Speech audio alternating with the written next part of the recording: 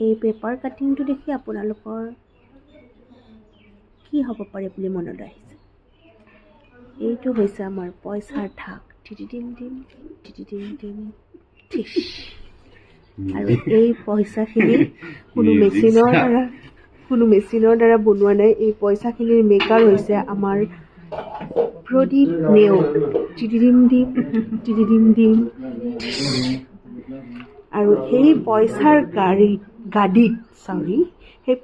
গাড়ীত শুই আছে এজন বিশেষ ব্যক্তি, যিজনে আমাক পৰিচালনা কৰি থাকে।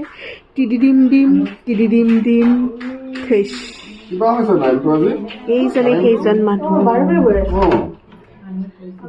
এয়া হৈছে আমাৰ টকা বনোৱা মানুহ। কাৰোবাক যদি টকা লাগে তেনেহ'লে প্ৰদীপক কানেক্ট কৰিব। টকাই টকা কৰি দিব। টকাই টকা টকাই টকা টকাই টকা।